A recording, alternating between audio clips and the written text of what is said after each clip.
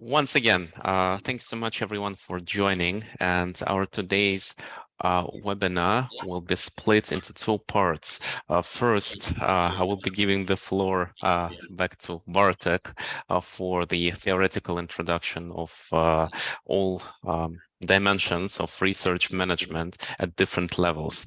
And in the second part, I will take the floor back and we'll do some practice focusing on the research data from a researcher's perspective, and we'll talk in detail how exactly you can first collect the most quality and curated data for all sorts of your research interests, and second, what kinds of research projects you can take as exemplary and base your research data collection on. So with that, over to you, Bartek. Thank you, guys. Thank you for introduction.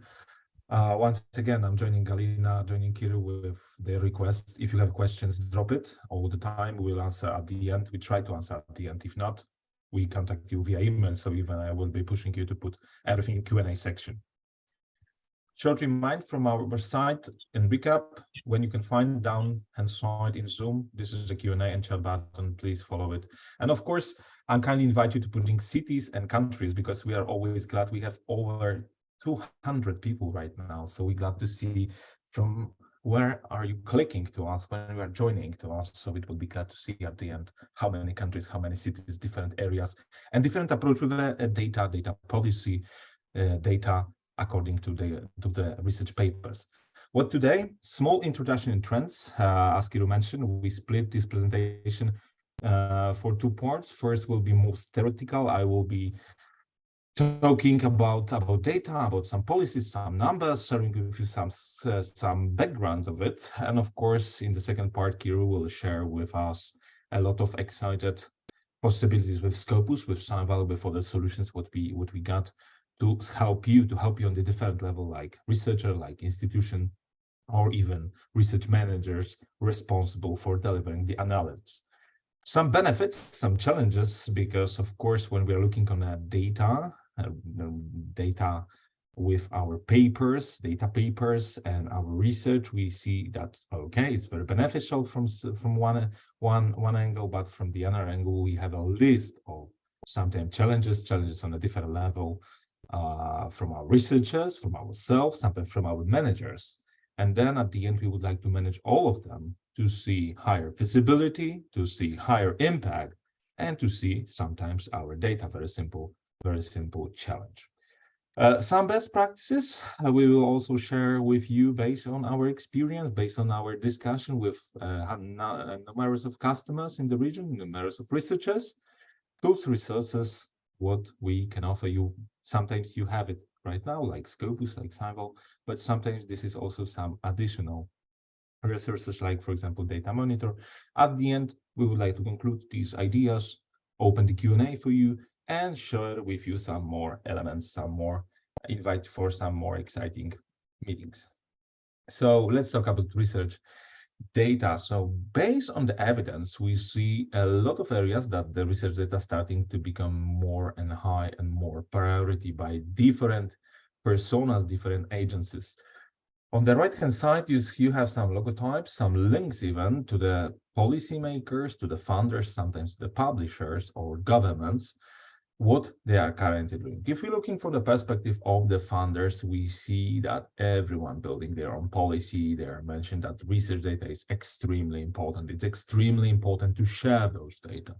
From a publisher policy, even from our side, because bear in mind, Elsevier is also a publisher, we have the policy on the data sharing, and you can easily see it. Here is a link. We share with you the presentation at the end, so we will be able to see detail how Elsevier as a publisher is going to the policies regarding research data and adding it to the papers.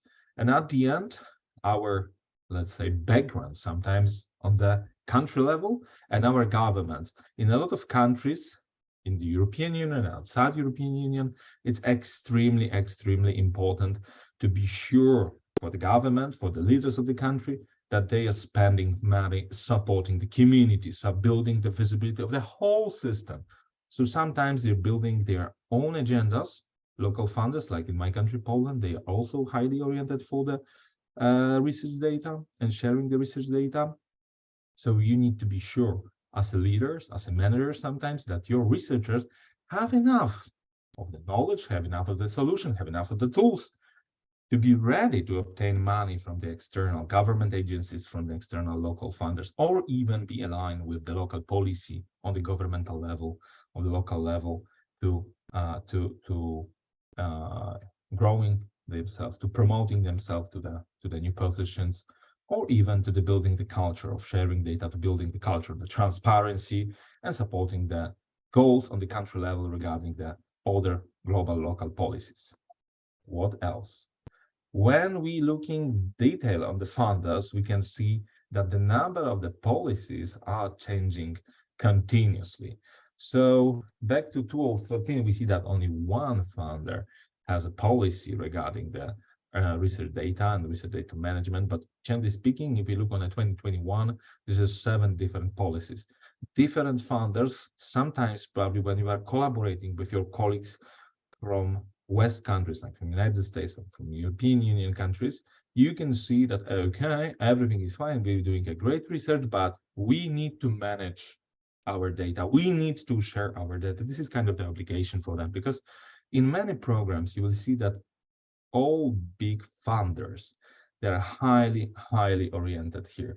You have NIH from United States, you have European Commission, Australia government, NSF, all the big funders, they are oriented, they're requiring data, research data, and they're requiring to share this data to be available for the other researchers, for everyone. Sometimes even for me, when I'm doing my lectures for students and we are looking for the data set, we're using data set available, original data sets available with research, with publication, with papers stored or indexed in abstract databases.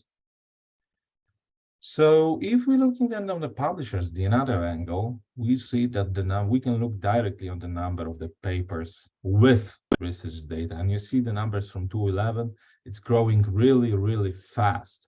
So now in 2020, the latest one on my graph is like around 80,000 papers indexed with affiliated research data. And of course, each publisher they have their own policies. You can read it carefully, you can check it, you can see that most of them could be very similar. They are oriented to affiliate the research paper with the data. Sometimes, what Kirill will mention in his part, we can see also some new areas like a data paper. So this is not only this is not a regular scientific article, this is something new created because the needs of the access to the research data is much higher than only the single affiliation to the article, just simple publication containing only research data. And of course, if you see here some names, this is, oh, sorry, too fast. If you see some names here, this is correlation between all big titles, big publishers, and then of course everything is share, link, and cite research data, because please remember the research data we cited the same way as a similar article, and it can also build your visibility of your institution, visibility of you as a researcher, and also help you to doing step-by-step building your career.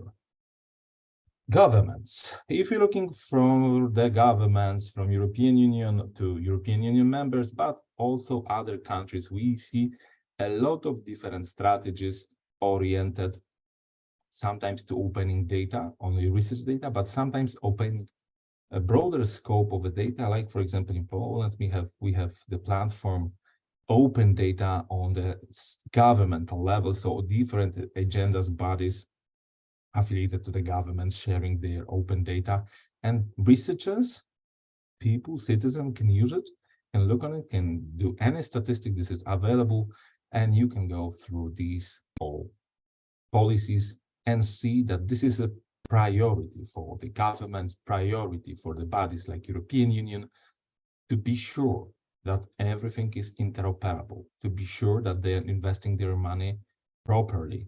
The users, researchers, the communities, they can use those data and build another research. And of course, very simple thing, money is always limited, budget is always limited. So sometimes when the founders, they are paying the governments, they are paying for something, they want to be sure that, okay, we are not paying for the same twice, triple or more times than it necessary. If we made it, if we paid for it, let to be sure that we invest this money properly, and this money has been used properly by the users. Of course, when we pass all of this theoretical background, what is surrounding us every day, when we are preparing the research, when we are investigating into the gaps, or you are looking for a new information to support with knowledge your researchers, we can see hundreds of benefits. Of course, we made here only 5 benefits, in our opinion, the most crucial. So when we start with first increasing research efficiency and productivity, it means that we would like to save time. This is the most important thing. Why my team, if I'm the researcher and I have my team, why we need to, let's say, collect this data once again? Why we need to build a model of the software, like in the programming language, to collecting the data online, consuming our time for building it and then retrieving the data? If someone globally made the same task just a couple months, couple days even before, and it's publicly available because they use the same data, but for completely different theses in their paperwork, in their research, and we can use it. And of course, it can help to rebuild the research workflows to be more efficient, to check first, okay, is it a gap exactly for us that we need to collect this data, or maybe we need to collect only the particular data from my country, from my region, from my area of interest, because I have a benchmarking data from around the world and I can use it. Of course, at the end, when we are sharing data, we are improving data quality and reliability. Practices can help us to be more accurate, to be more integrate. We can implement institutional level of the procedures for data collection, because sometimes you can imagine, based on my example, but I believe my colleagues agree with me, some of the researchers during the meetings, they're saying, oh, I didn't know that my colleague from another department collecting the same data at the same time. We can, their heads are knocking, so I believe they agree with me. So this is the simple benefit, but this is also a simple challenge, that we are not fully, let's say, communicate, fully aligned, that someone is working on the same thing in the same time, but for another topic, another angle, but the data is completely, the raw data is completely the same. So I can use it jointly with him, this data, and we can do our thesis based on it, or used for our research papers. What it helps from the perspective of managers. First of all, we can minimize the errors. We can improving the quality and improving the results at the end, much faster, more productive. And of course, the impact. The most important thing is the impact, because at the end we can build better paper based on collaboration, broadly available, and of course internally you can build the branches with other researchers from the other departments to find the best experts to answer the best things for the community and the readers and the users and the students and everyone surrounding your research community. Third thing is data sharing and collaboration. From a perspective of managing of data, managing of the universities, building their strategy, sometimes you have many, I would say hundreds or thousands even papers signed in collaboration with other universities. But sometimes you can see that, okay, we have a great data scientist, but we can build the model, we can build everything, but we have a problem with interpretation. Even if we interpret our data properly and build the thesis based on it, we have a problem to publish this paper in a top journals. Maybe this is based on that we're just starting, we're a young team. But what we can do, if we have a great data and we share it, we can build our visibility as a team to be invited in the future to bigger projects, to be invited in the future to building the impact of our system, because sometimes the people can see, okay, these guys are doing a really great job collecting and publishing the data in the data papers, in the data journals. So we should invite them because we need them. They're very, very crucial in our project. So let's ask them, maybe they would like to join. What is opening for us? New opportunity, maybe new funding, and of course the experience for the team, because we're building collaboration based on our day-by-day job, on our data. One of the most problematical for me thing is compliance with funding agencies and institutional policies. Sometimes what I see in my day-by-day job, lack of the experts on the institutional level fully align with the local policies or local opportunities for grants. Sometimes they know, okay, the grant is coming, but we don't know exactly what we need to do, what kind of policy they have regarding data, what kind of policy they have regarding repository where we need to store this data, and so on and so on. Sometimes you know in general, but sometimes this is something what is very, very crucial to know, because the most important for the researchers is doing the research. The most important for the managers is managing. The most important for the expert is knowledge and sharing those knowledge with the rest of the community of our university, of our network, and so on. Effective data management practice ensure that research data is preserved for future use. Interoperability, something what I'm doing with my students, something what I'm doing with my colleagues, also what I'm sharing with the researchers. You are doing the great job, you're collecting the great data, share it. This is very valuable for the other researchers globally, not only from Poland, not only from Central Eastern Europe, not only from European Union, also sometimes for people from Latin America. Let me share my personal example. In the past, I mentioned that me and Kirill, we are former rankers. In my past job, I was responsible for doing survey with the managers of the universities about students, and I found the research data from Latin America. Guys, impossible for person from Central Eastern Europe to build this survey, to ask to retrieve the response in Latin America. My job was very simple. Just translate from Spanish to English or to my language, local language. And I have a big scope of data, how they see very similar question that we ask our managers. And based on it, we can build, okay, we see similar challenges, we see similar elements.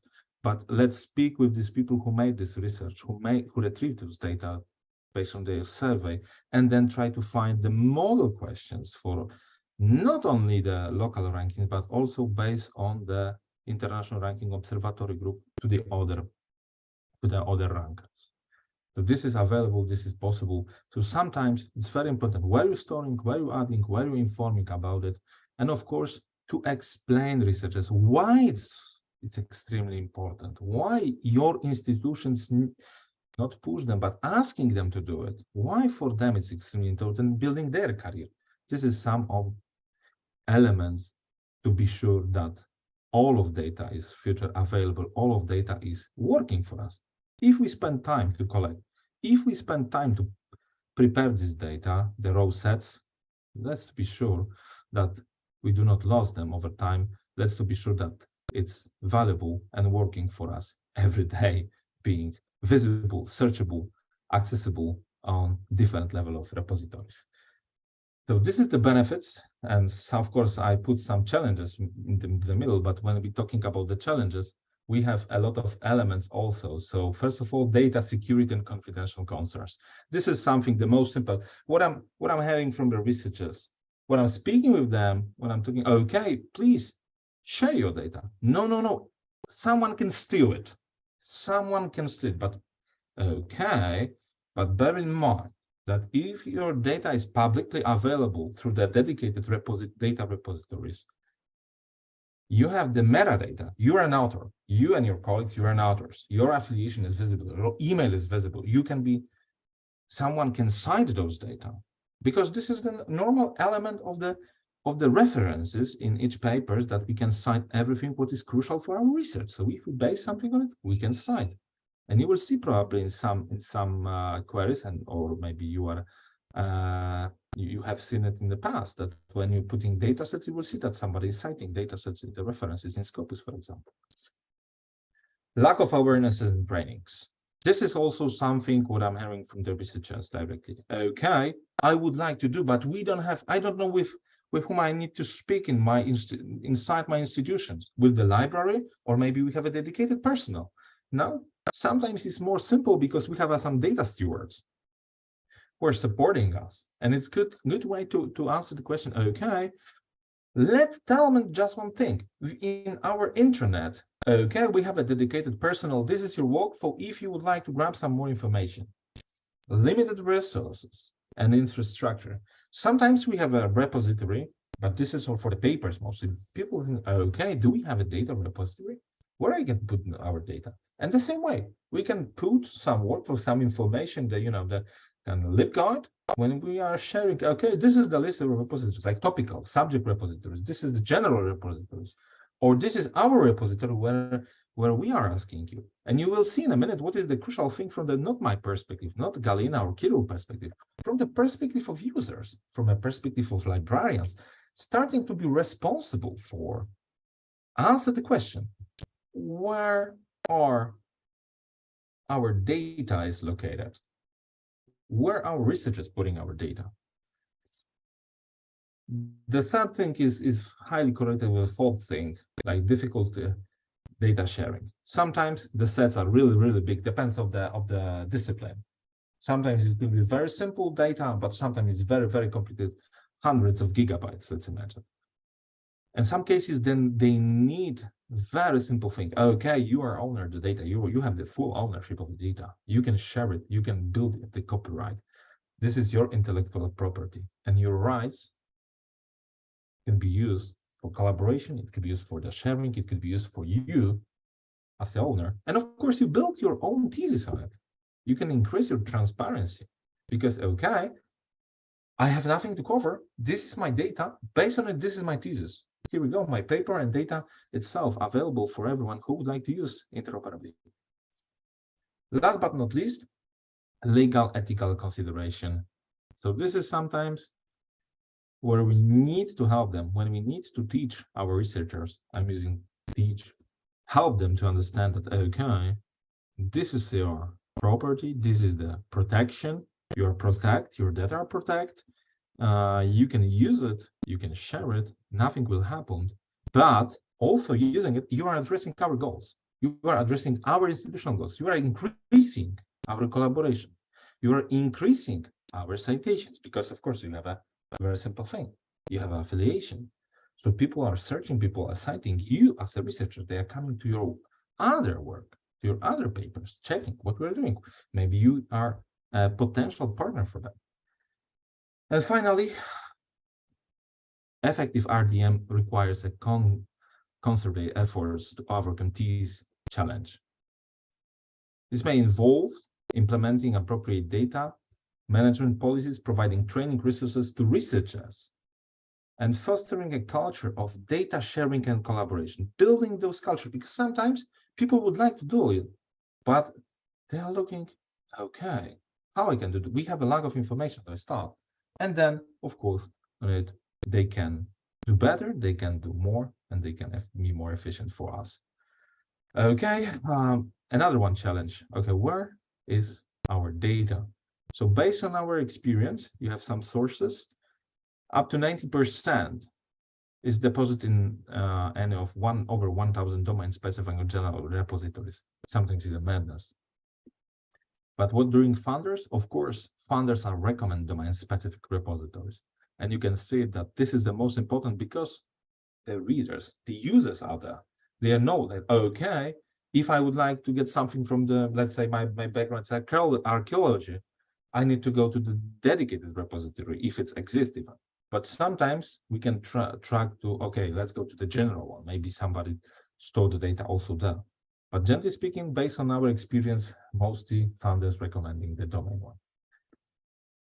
And I mention you from the perspective, not us, not our side, but from the perspective of some of our user, Christina from University of Groningen, from the Netherlands. Very simple thing. Funding in manual is impossible task. If they would like to do it, they need to spend like 20 to half hour for one data set to build everything to do grab it.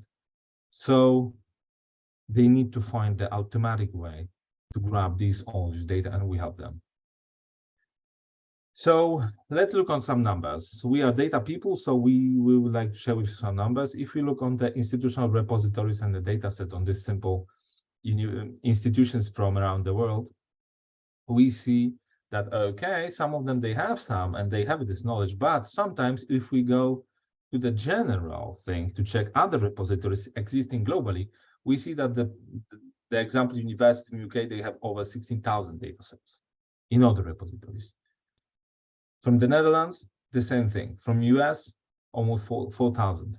China, big number. Australia, the same thing. You see the difference because these two numbers in this column. So how to survive? I'm little speeding. Data monitor. This is our answer. We built, I would say, solution available in two ways: to harvest, because this is the most crucial thing; to normalize, because we would like to clean up and enrich the data; and of course, to give the users, the researchers, the managers answer, okay, do we have knowledge? Do we align with all places where our data are located, affiliated to us, affiliated to our researchers? And of course, you have it two ways based on this app. This solution. You have web app, so everybody can type www and get the information, or you can use your own research information system or repository to using API version of this kind of solution and retrieving the data. How it looks in a detail? It's very, I would say it's very, very similar to Scopus. So we have the query. We need to build a query to the question. And of course, we have a facets, dedicated facets to refine our results and to see, okay, what I would like to get as a user, as a manager, or as an institution. So some benefits, not from our end, but also based on the voice of our customers. So they see that complete overview of the institutional research data was a challenge for them mainly. And what they made? They grabbed this information based on the data monitor's features. And they were able, on a different level, to build their better scope, the better understanding, and the better support for their researchers. And the second thing, data steward from one of the leading universities in the Netherlands, what he or she mentioned. So, for example, they have a research evaluation process. Many of our institutions, they have it every year. But sometimes they have their own goals to be oriented for something. And if you are explaining that, okay, I'm doing real open science, my researchers are doing real open science, and the particular researcher can have like few up to 5 data sets. It's a discussion then.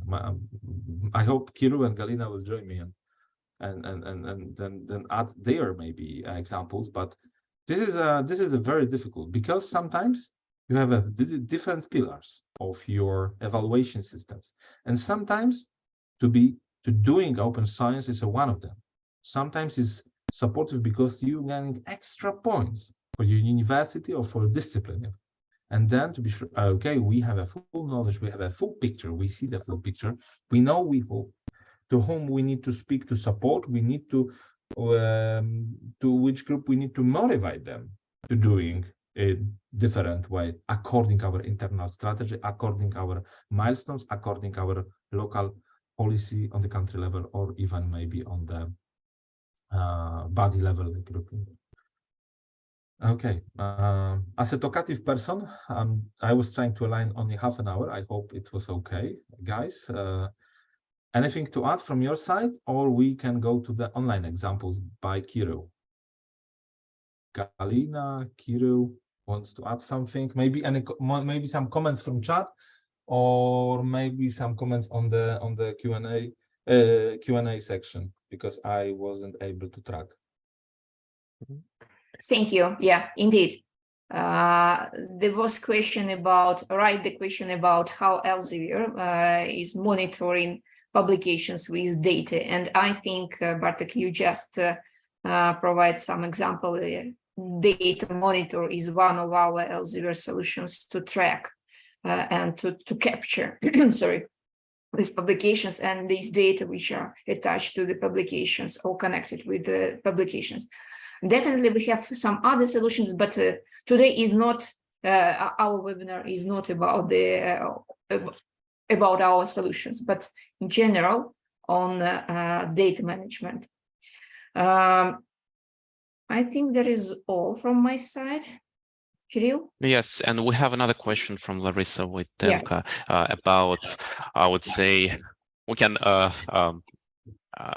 generalize it as interoperability of terminology, and that is indeed a huge question, especially with research getting ever more internationalized with every year. Sometimes a researcher working within a very specific direction would coin a term, just as Larissa pointed out, that wouldn't be interoperable or widely accepted with the rest of the academic community. And that is, on the one hand, only natural for researchers digging into the cutting edge part of science and introducing new concepts, etc.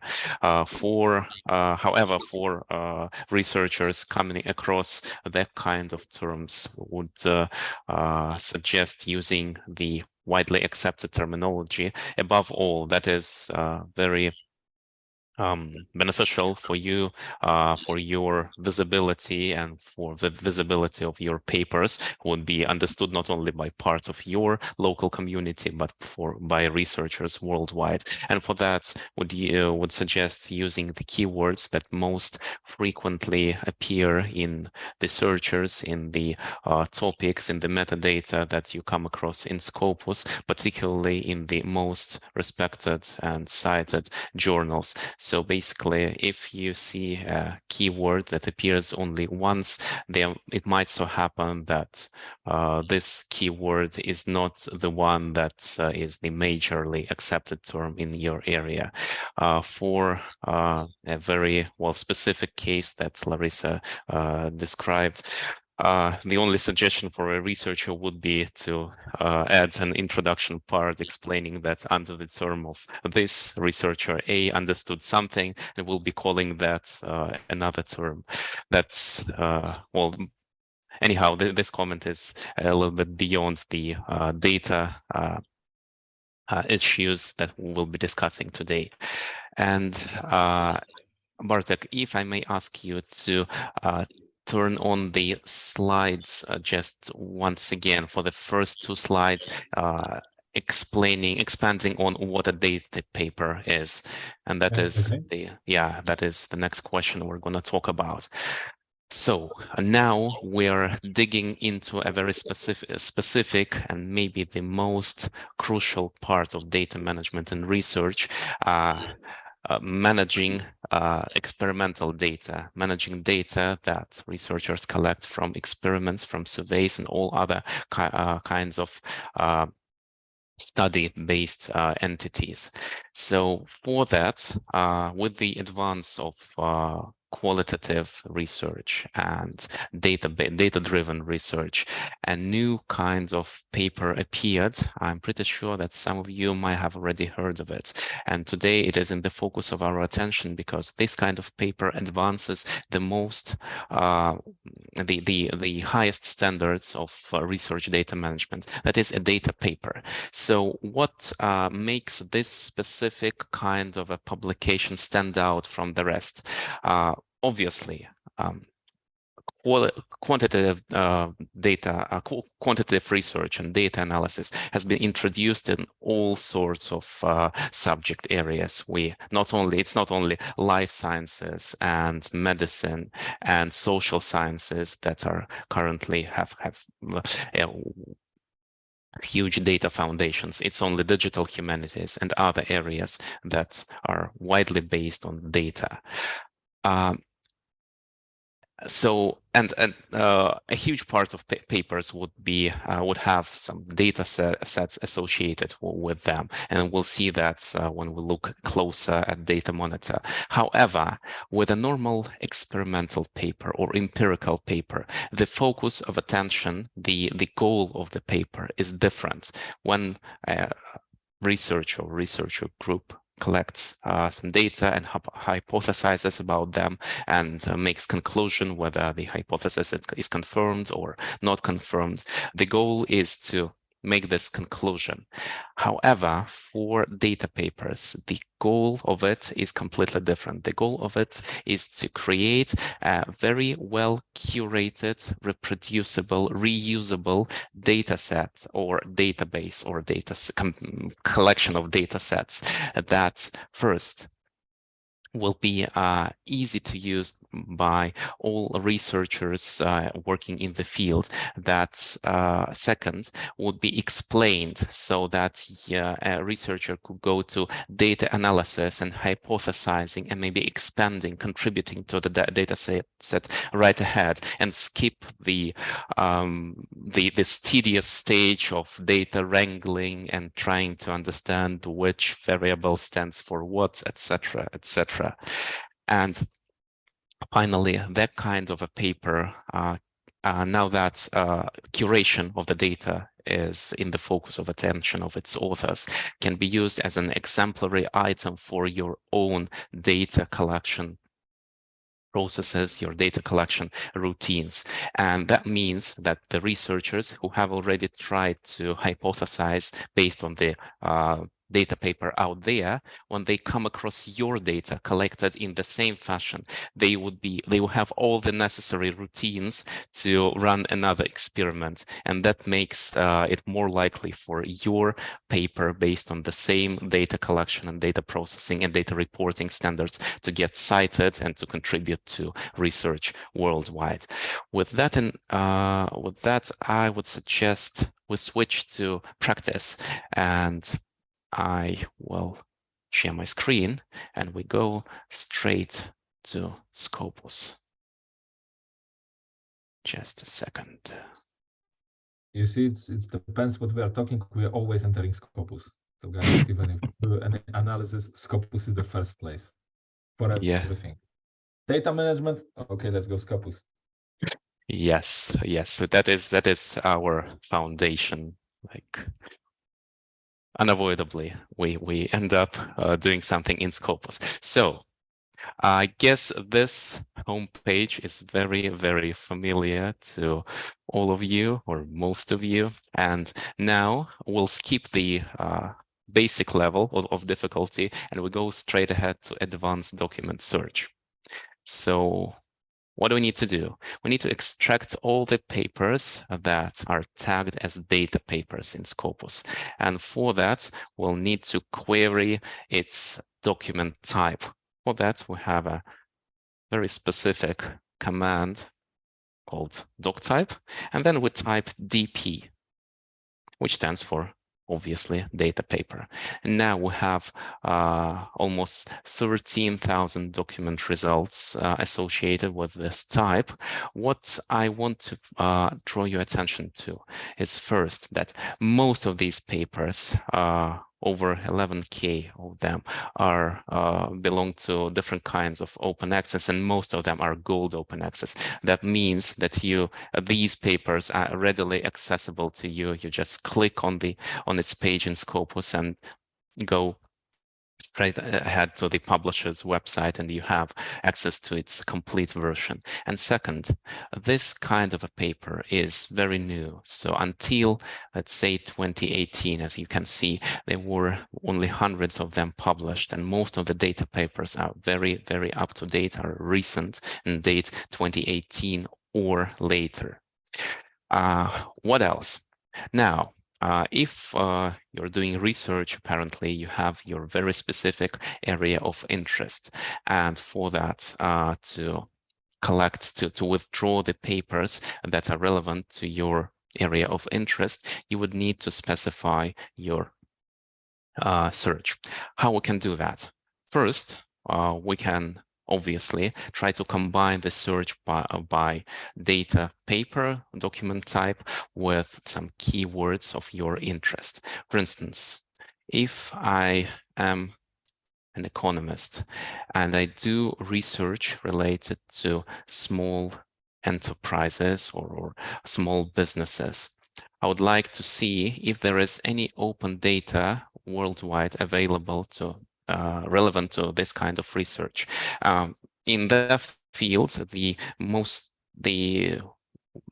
widely used term would be small and middle enterprises, or SME. So now I need to combine the search by document type and by keywords. So what do I need to do? First, I put this logical operator AND, which would mean that we limit our search both by document type and the next clause.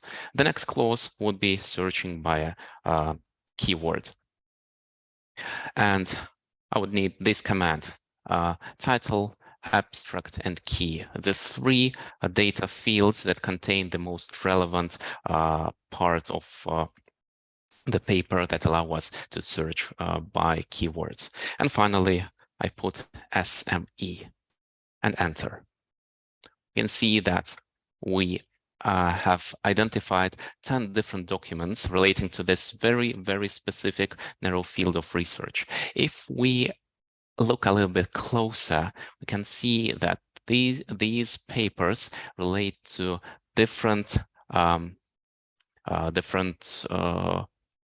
specifications of this sub area or this topic of research. You can see that it's one of them is related to transition economy, and the other one is related to hospitality business. They are also differently distributed by geography. So there is a very specific paper on Nigerian small business, one on South Korean small business, etc., etc. Eventually, if we take an interest in a specific data paper, you just need to open its page.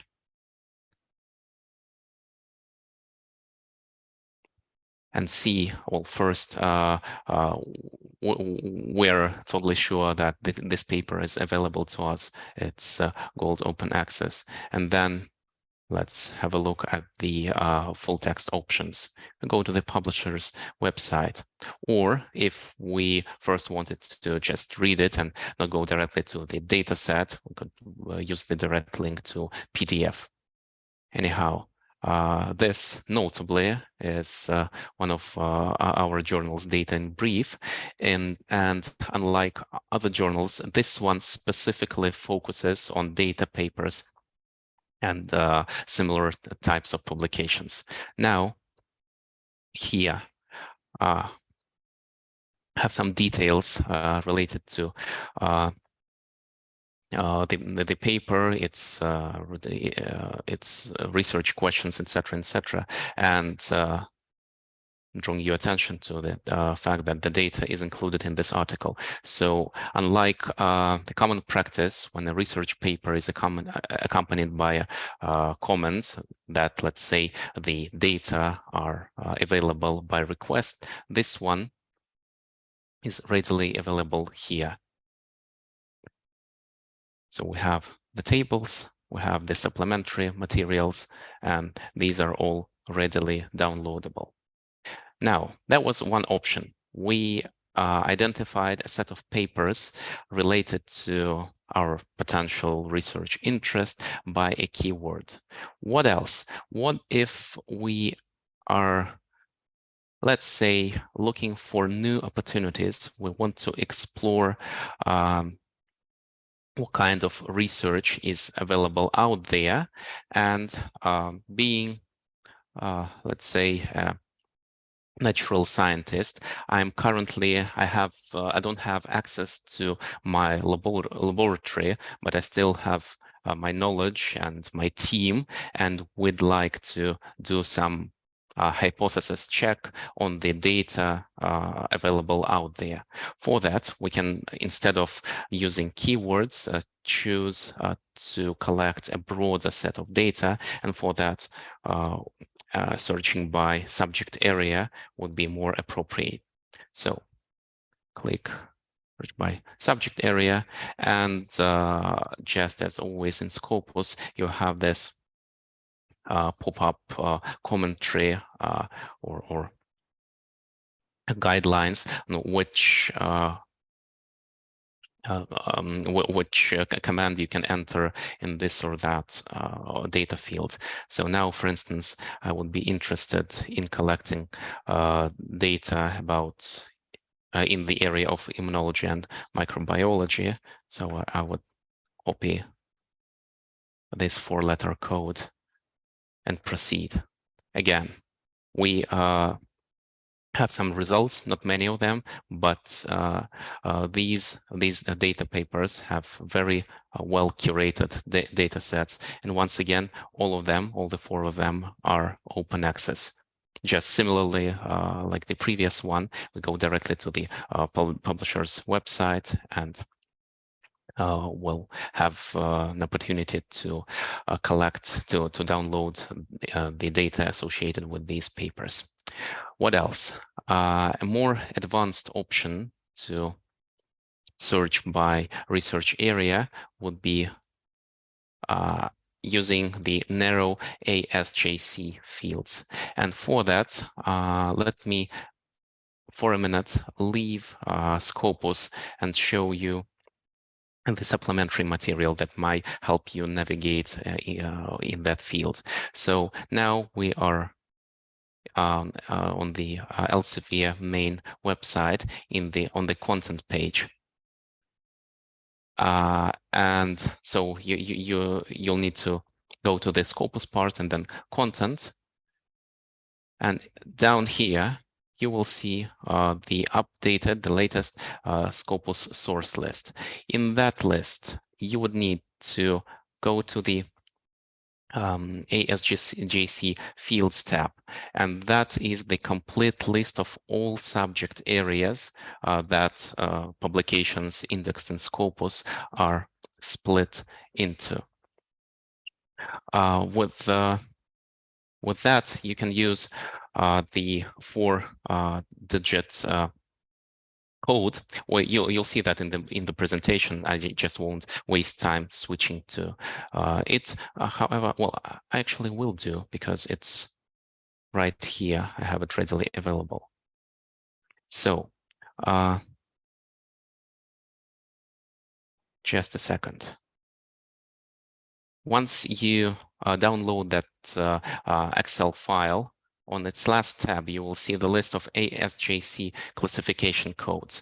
And each of the narrow areas available in Scopus will be associated with this 4-digit code. So if you are interested in a more specific search, again, look up that code and go back to Scopus and use that code for search. For instance, I'm interested not in microbiology, but a slightly different related area in biochemical engineering. The associated code with it is 1502.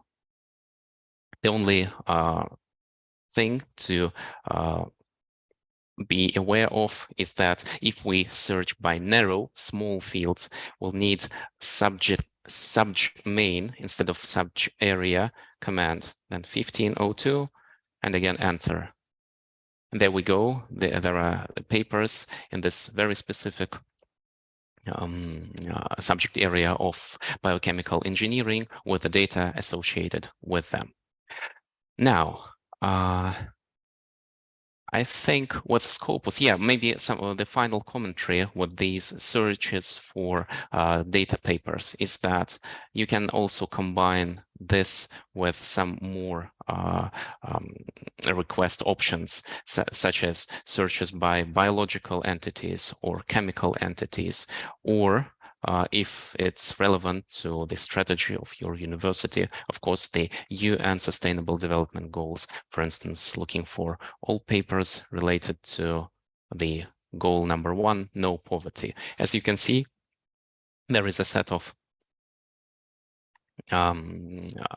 keywords associated with the no poverty goal, and I guess I need to put in the data paper publication type once again. DP, and there we go. And we have the 12 papers with data available related to this combating poverty sustainable development goal. Now, that is option 1. As you could see, the data paper is a very specific type of paper with well-curated data sets associated to it, but there is more to it. There are a lot of other data sets and other sources, other data items available out there, and as Bartek already expanded on, those are monitored by the data monitor using their metadata. That is something to view those data. We have a readily available solution. First, the search by, on the data monitor designated page. And if we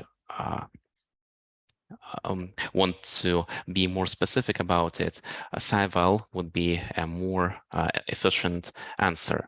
So let me spend the next couple of minutes showing you how we can navigate in the hundreds of thousands of papers identified by Data Monitor, and again, narrow down our search using our knowledge of our research interests, keywords, etc. So first of all, let me show you what it looks like.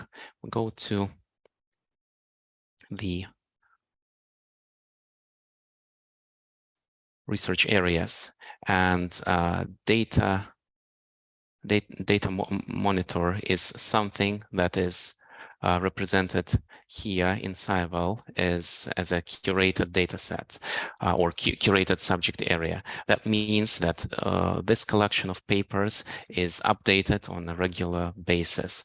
Once there appears a new paper with a data entity associated with it, it will be updated in SciVal as well. So we have over 300,000 of papers since 2017. Maybe let me add some publications associated to the current year, not so many of them, but still. And these papers, as you could see, are representing all the virtually possible subject areas, of course, with some dominance of medicine and chemistry and biochemistry, but also all the other natural sciences, engineering sciences, humanities, and social sciences as well. So that shows us just that there are readily available data sets, whichever scientific field you are working in. If we are interested in getting more detail about some specific subject area we are currently working in, we can split all the data monitor identified papers into groups by the subject area. And for instance, if I were working in the transportation area, I could identify these 258 papers separately, save them as a publication set, and analyze them alone as a standalone entity.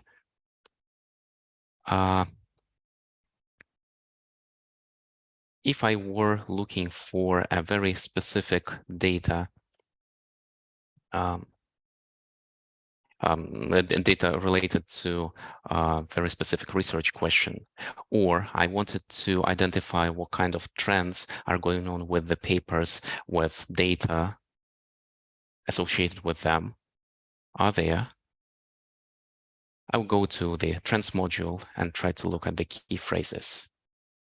Would see that the transportation related data papers cover different areas of the transportation part of social science. There will be tourism studies, there will be cargo transport studies, there will be pedestrian flows studies, etc., etc.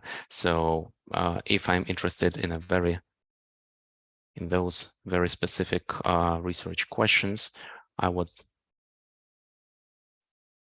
pinpoint them, and if needed, just look at these very specific papers. And again, if once I'm interested in a specific paper per se, I go back to Scopus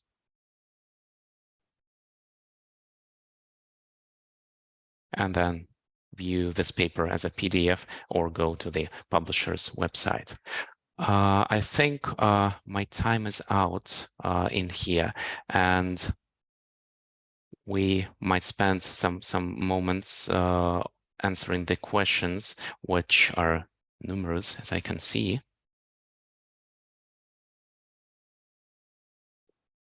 As usual, just hundreds of the questions. Yes, yes. So I just opened the Q&A section. Well, there's a very simple question: is data monitor free? So if we go to the data Mendeley data here, this is accessible to you. However, if you wanted to analyze the same data with SciVal, that is something based on an institutional subscription. Yeah, maybe I will share my screen with the some slides at the end, and we have like 10-15 minutes for Q&A, open for Q&A. But gently speaking, guys, bear in mind one thing, what Kirill mentioned directly based on the data, Scopus data in this case, and not only Scopus, but also RD research or data monitor or Mendeley data in the past knows. You have two ways, two journeys from the institution and from the researcher. And sometimes this is completely different approach. So the researchers, they're more oriented to scientific work as we discuss, and they're retrieving papers, looking for the gaps and so on and so on. But the institution would like to know, curate, showcase, and finally track the data sets. And answering it, if you will see some elements here mentioned in these blocks, it's very, very close to themselves. So the most important thing from my side, from our side, is that you need to collaborate internally to address your goals in the case of the RDM, in the topic of RDM, in our opinion. And mostly we put more conclusions and key takeaways. I don't want to go through it. We will put everything into the slide deck, so you will be able to see all of them, but mainly the question side. So if any other question is coming. Guys, there was a question. I will try to find this question again, but from Olga. Data sets and data article are different things. What comment can you provide? Because we're operating by two terms: data sets and the data article. Kirill, yeah. Some differences, especially when we are talking about what we can see and what we can find in data monitor and what we can find in Scopus or in SciVal. Yeah, okay, maybe I'll start addressing that, and then Bartek, if you have something to add, you add. Yeah, a data paper is an entity that you can find with Scopus or any other in database or indexing system that monitors it. So it's kind of a similar thing to a research article or a review paper on every or a different kind of a publication. With the only difference of it being its goal. So instead of checking a hypothesis as an article does, or collecting a few hypothesis checks in one place and making some conclusion as a review paper does, a data paper describes a data set and makes it available to other researchers. It doesn't provide any hypothesis and doesn't check it, but it focuses on the data quality, its detailed description, and making it available to the academic community. So the data set is something that is in the core of any data paper. Per se, it is a table or another kind of a file that contains variables and observations that you can further analyze. So with each data paper, there would be a data set or something similar to it associated.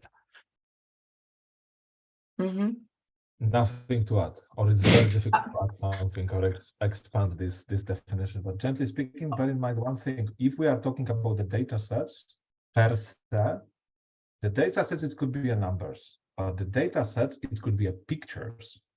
Like my background, archaeology, for example, someone is doing excavation in Latin America, and they are collecting some stones, tools from that area, and creating a data set of pictures, professional pictures of these stones with a measurement and so on.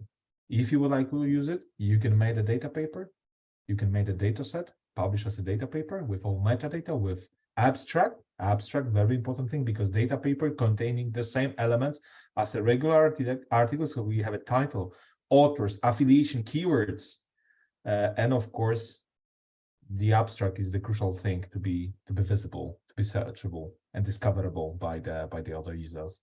So this is like a regular paper containing different type of data sets. It could be recordings, music, video, everything what could be used for building a thesis, survey, answers for survey. Okay, so this is my adding. Do we have something else? One question from Rasa.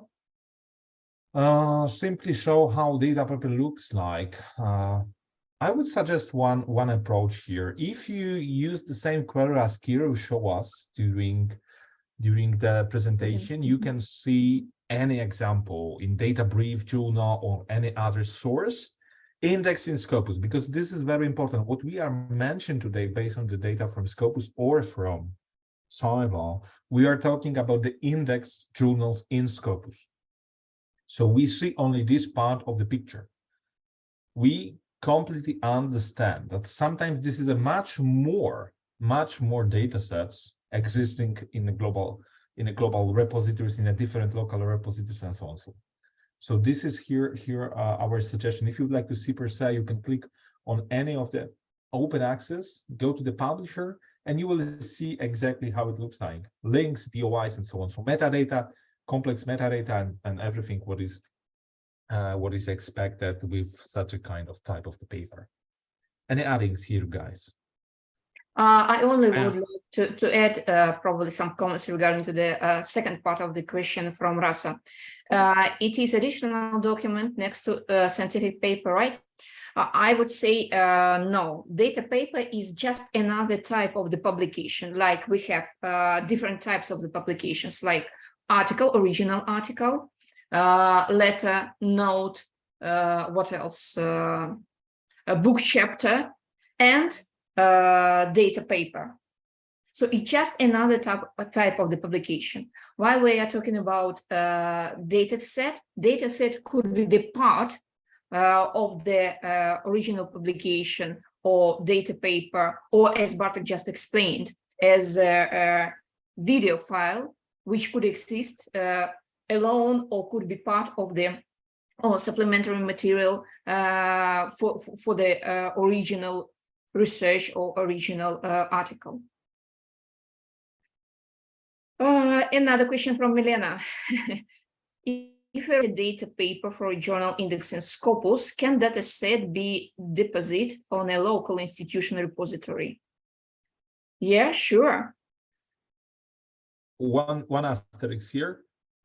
It could be depends of the journal because they have sometimes the publishers they have own policies on it. Yeah. Sometimes they are offering that they have a place to store data, but sometimes they are requesting, okay, please deliver us a link, for example. So it depends of the source where you and your team will drop this paper. So this is always the question. But if you ask them, usually they have automatically visible on their website the policy regarding it. If not, just give them a question. If you will have a difficulties, visit Mendeley data, and then if I remember correctly, you can drop your data sets in Mendeley data also free of charge. I hope I'm correct. If not, please correct me, guys. We also hope, but no, because I'm using it. Some of my students, they're also using Mendeley data for their first thesis, and I know that they have some data there. Also was question from the Lords about is possible to do a data paper if you are doing bibliometric analysis that containing a big number of data to present. Yeah. Yeah, go ahead.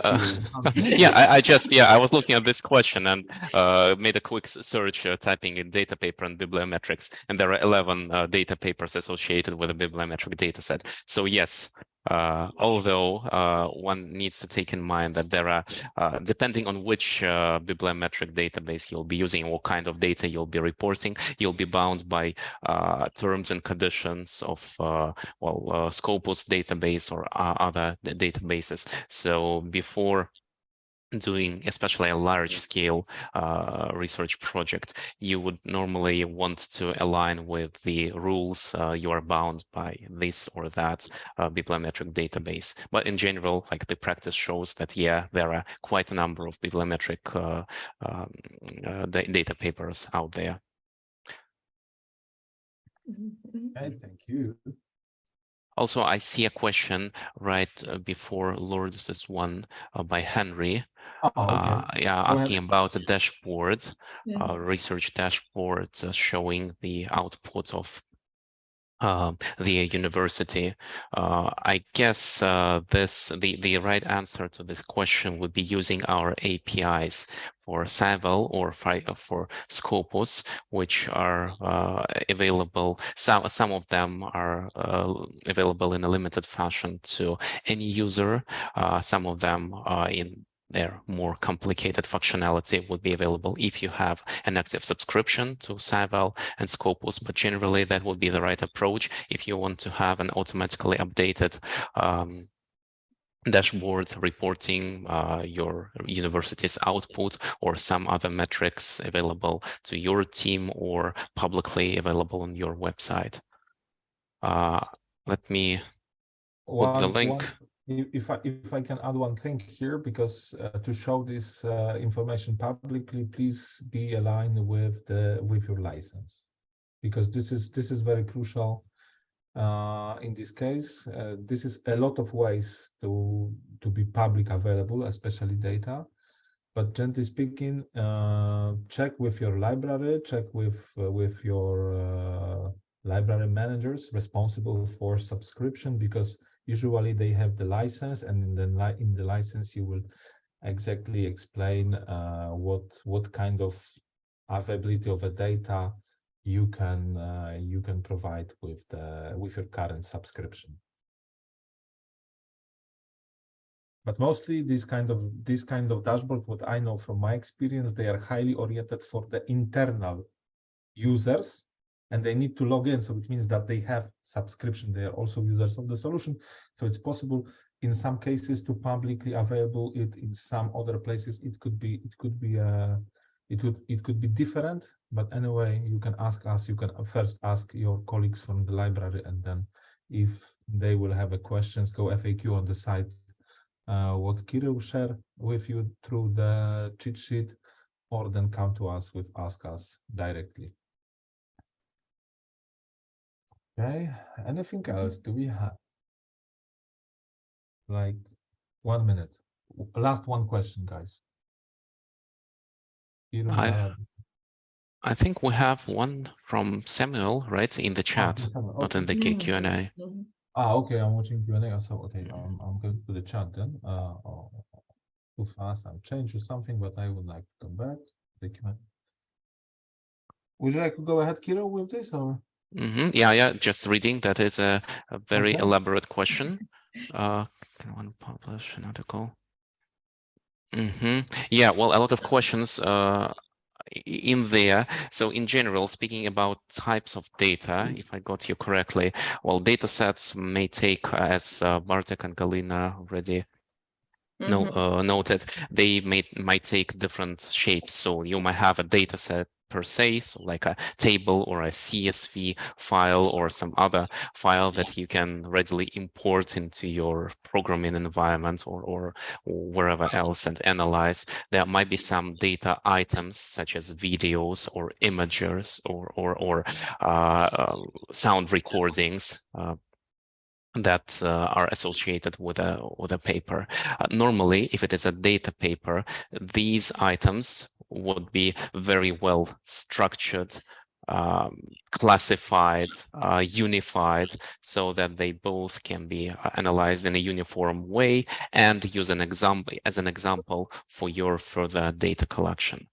Speaking of the right of the usage, normally, again, all the data items available there would be associated with a specific license. One of the most commonly used one in OpenScience would be Creative Commons 2.0, which allows you to, again, if we generalize, allows you to use those data for non-commercial purposes. Well, of course, there would be a lot of details to that, but in general, you first need to check with the specific license the data are published under, and then make your conclusion if it matches your purposes or not. Okay. Thank you, Kirill. It's a very long answer because the question was really, really complicated. Okay. I'm closing. Sorry, I have to close the Q&A because we have we live over time. So Yeah. if you will have any questions, more, of course, we answered this what we got. I saw that something in Q&A was coming. We answer separately. We answer asynchronically via email to you.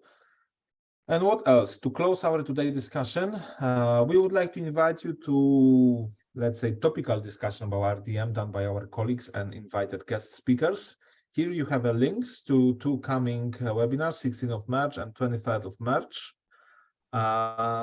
These links they are available. We will send it in our presentation, so you can click from here. If you drop this into the Google search or any other web search, you will also find these links. But here we have the speakers. The first is done, but the first will be available soon, the link to the recording. Also inviting you to visit our Central Eastern European Customer Hub, where we are put all our coming and recorded webinars. So you can see that more solutions sometimes or more challenges we are touching by our webinars, and you can select this one, what is crucial for your role, this one, what is crucial for your topic of interest, and so on. And of course, you can share it with your colleagues as well across your university and other collaborators. I remember that at the beginning, somebody asking us about the certification of attendance to today's session. This is very simple. Go to the website Researcher Academy, then put this code. This code will be sharing with you via emails after the session. So don't worry, you don't need to note this code anywhere, any place. We will send everything to you in the coming few days. So you will get links to the recordings, links to our presentation, and of course, code to retrieve the certification. If somebody would like to share the opinion with us, we will be glad. Kindly invite you to use the survey link and drop us your suggestion, as Kirill also mentioned at the beginning with Galina.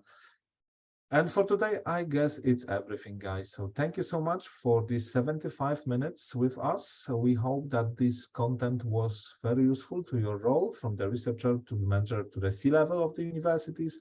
And I hope that the coming content, what we have planned to our webinars will be also useful for you and your colleagues. I'm wishing you a pleasant P-Day because this is an unusual holiday from the calendar. It's a P-Day. So happy P-Day and happy Butterfly Day. And hope to see you soon. Bye-bye. Thank you. Thank you, everyone. Bye. Thanks, everyone. Bye-bye. See you soon.